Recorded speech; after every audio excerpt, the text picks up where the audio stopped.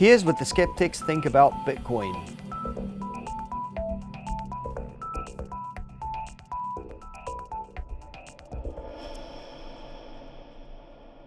After a catastrophic collapse that saw it drop as much as 83% since the start of 2017, it's come roaring back to trade at record highs. It's nothing more than a collection of zeros and ones stored on computer hard drives, yet people are now regularly paying more than $50,000 for one of these artificially scarce digital assets. But not everybody's convinced it's a good idea, and there are still a fair few people out there who call it a scam, a Ponzi scheme, or just plain and simple a waste of good energy.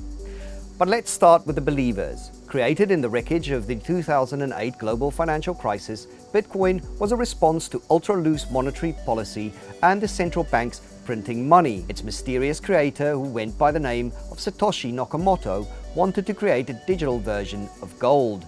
The aim was to create an asset backed by cryptography that would eventually become a hard currency that could supplant the dollar. In doing so, Satoshi solved an age-old computer science paradox, one called the two generals problem.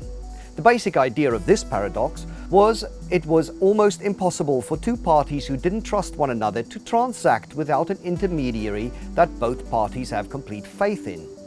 Enter the blockchain, a public ledger that records every transaction ever made with Bitcoin and can only be changed if a majority of ledger writers agree.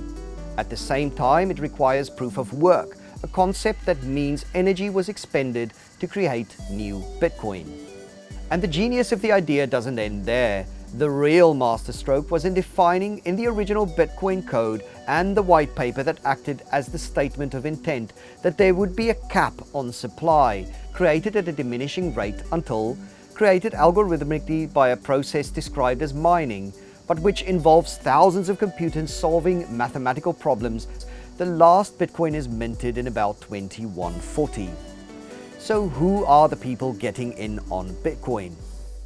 In the early days, Bitcoin investors were a motley crew of computer nerds, gold bugs, and hard money adherents. The first transaction for real-world goods took place in 2010 when programmer Laszlo Hanyek paid 10,000 Bitcoin for two large Papa John's pizzas.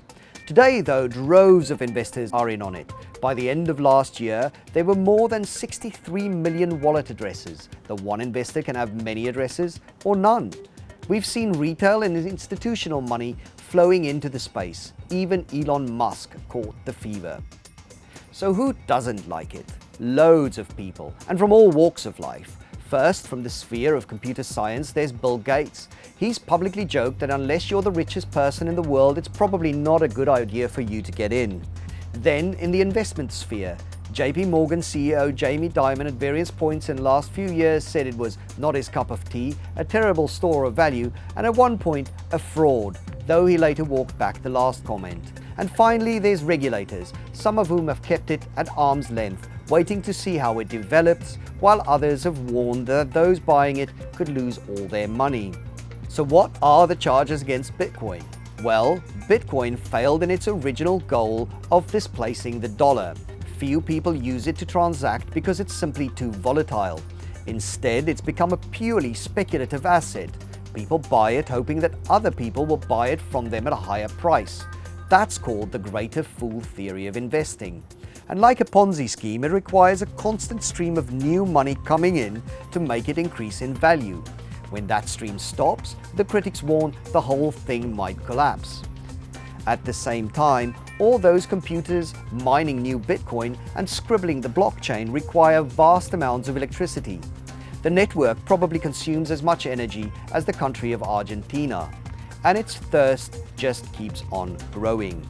Perhaps the hardest criticism to dismiss is that Bitcoin is hard to scale up and inefficient. Visa might clear 1,700 transactions per second, Bitcoin 5. And generally, the dystopian vision of a trustless world is unfounded. It's almost always cheaper to adopt a central counterparty whose job and profit comes from the trust placed in it. One such example is a clearinghouse at a stock exchange who stands between parties, making sure no one loses money if the other side of the trade defaults. In short, there are better ways to solve problems Bitcoin is trying to solve. I'm Eddie van der Walt. For more on the world of cryptocurrencies, follow us on Quicktake and Bloomberg.